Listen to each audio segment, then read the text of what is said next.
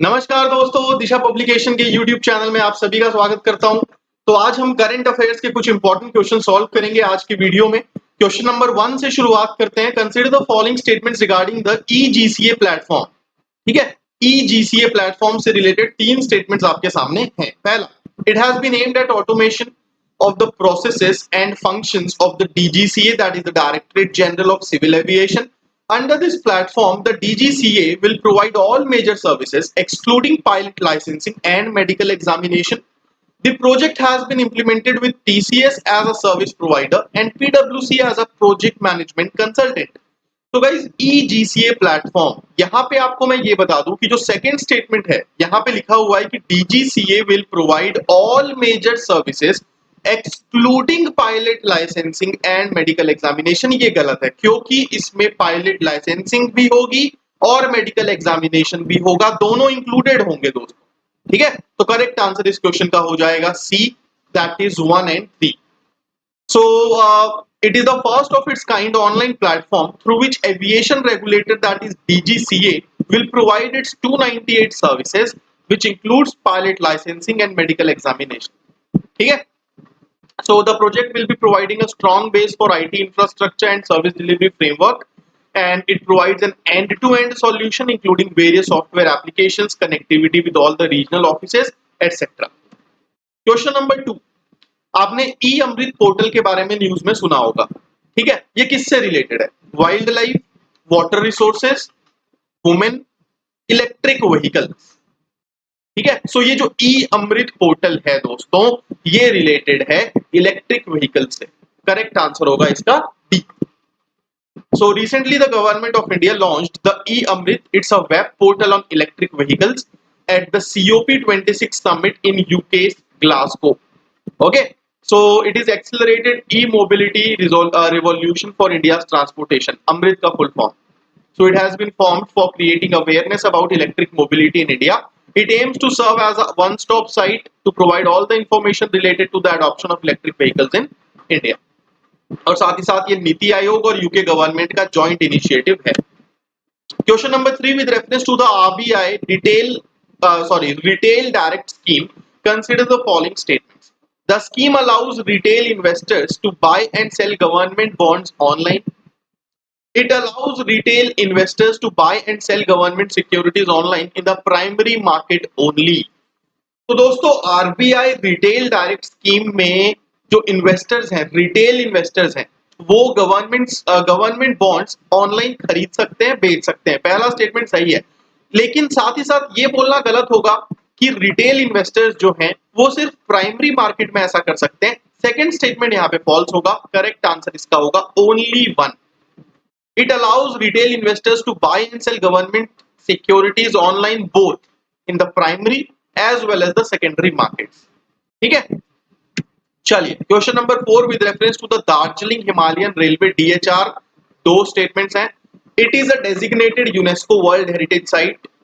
It is the only site selected from India by the UN Postal Administration among 6 global UNESCO sites to be made part of its World Heritage Stamp Series.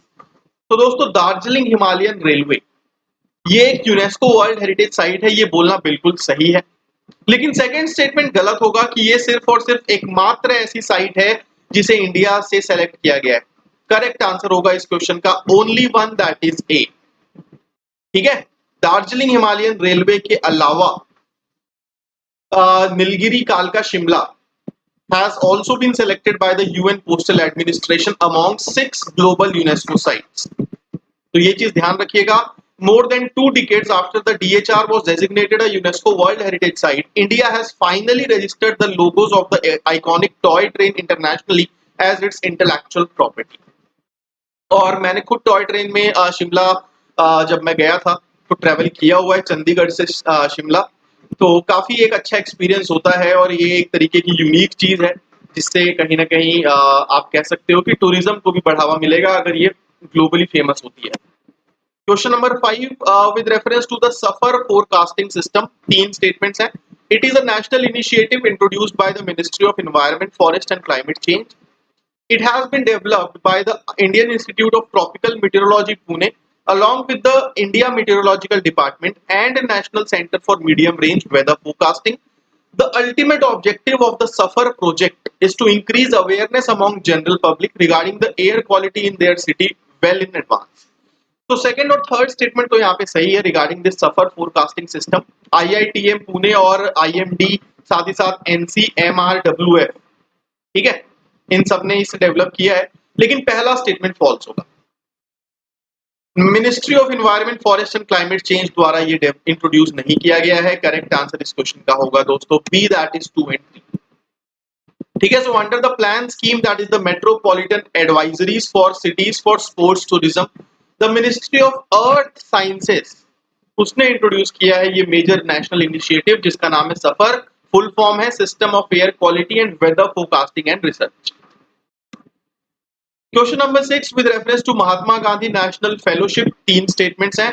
It's a 2-year long fellowship conceived to create opportunities for young dynamic individuals to contribute to enhancing skill development at the grassroots. It's a program under the skill acquisition and knowledge awareness for livelihood promotion, that is Sankalp scheme. It's a certificate program in public policy and skill development offered by the Indian Institute of Technology, that is IIT. आपको बताना है कि इनमें से not correct कौन सा है. ये जो डायरेक्शंस है ना इनको ध्यान से पढ़ना है आप, नहीं तो गलती कर दो. ठीक है. पहला स्टेटमेंट सही है. अगर हम महात्मा गांधी नेशनल फेलोशिप की बात करते हैं, 2 साल लंबा ये फेलोशिप है जो कि यंग डायनामिक इंडिविजुअल्स को अपॉर्चुनिटी देगा. साथ ही साथ संकल्प स्कीम के तहत ये प्रोग्राम है. ठीक है. नाउ थर्ड स्टेटमेंट यहाँ पे गलत होगा दोस्तों क्योंकि ये IIM द्वारा ऑफर किया जाने वाला सर्टिफिकेट प्रोग्राम है, IIT द्वारा नहीं. तो थर्ड स्टेटमेंट फॉल्स होगा. करेक्ट आंसर इसका बी होगा. लेकिन अगर आपने ये डायरेक्शन नहीं पढ़ा होगा तो आप हो सकता है आंसर 1 and 2 पे लगा के आ जाओ. तो आपकी नॉलेज सही है बट आपने क्वेश्चन ढंग से नहीं पढ़ा इसलिए आपके मार्क्स कट जाएंगे. So MGNF, it's a unique blend of academic and work-based training handled at the IIM campus and the districts respectively. And this MGNF is a certificate program in public policy and management offered by IIM. ठीक है. It has been designed at the initiative of the Ministry of Skill Development and Entrepreneurship. Question number 7. Which of the following acts empowers the RBI to supersede the board of directors of the non-banking finance companies? आपने news में देखा होगा कि RBI ने NBFCs के board of directors को supersede किया है. तो दोस्तों जब भी आप यूपीएससी की तैयारी करते हो, न्यूज आर्टिकल्स पढ़ते हो, आपके लिए इतना ही पढ़ना इनफ नहीं होता है. आपको ये भी पढ़ना होगा एज अ यूपीएससी एस्पिरेंट कि आरबीआई को कौन से एक्ट ने ये पावर दी है कि आरबीआई ये कर पा रहा है.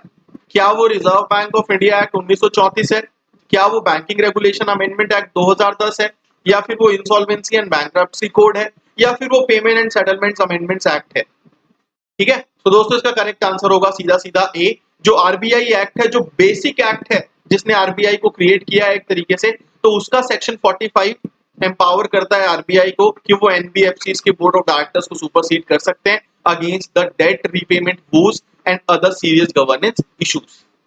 Question number 8. Zero defect zero effect scheme किसके अंडर आता है? ठीक है. कौन से मिनिस्ट्री के अंडर आता है? So ministry of electronics and IT, ministry of skill development entrepreneurship, ministry of MSME या फिर ministry of science and tech. Correct answer होगा इसका सी, मिनिस्ट्री ऑफ एमएसएमई. ठीक है. सो ये बहुत ही इंपॉर्टेंट स्कीम है. अगर इसके बारे में नहीं पढ़ा अभी तक जरूर पढ़िएगा. It aims to constantly upgrade the processes for the achievement of high productivity and high quality with the least effect on the environment. Question number 9. The Tiananmen Square incident often mentioned in the news occurred in which of the following countries? तो आपने ये भी बहुत बार पढ़ा होगा और आपको पता होना चाहिए कि Tiananmen Square कौन से कंट्री में है. China, Japan, north Korea, Russia. Correct answer होगा इसका ए, दैट इज चाइना. ठीक है. सो टाइनामेन स्क्वायर प्रोटेस्ट जिसे 4 जून का इंसिडेंट भी कहा जाता है, जहां पे 1989 में स्टूडेंट्स द्वारा डेमोन्स्ट्रेशंस हेल्ड किए गए थे. ठीक है. तो ये आप इसके बारे में जरूर पढ़ना. आखिरी सवाल आज के इस सेशन का. The INS Khukri was recently mention. क्या है ये?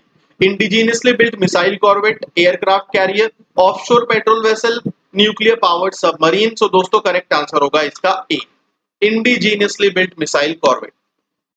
ठीक है. So it is first of the indigenously built missile corvette. It was decommissioned recently after 32 years of glorious service. Okay, it was built by the Mazagon Dock Shipbuilders on 23rd of August 1989. तो दोस्तों आज का हमारा ये video यहीं समाप्त होता है। मैं आप सभी से मिलूंगा अगले वीडियो में कुछ और एमसीक्यूज के साथ। तब तक के लिए बने रहिए, सब्सक्राइब कीजिए इस यूट्यूब चैनल को। धन्यवाद।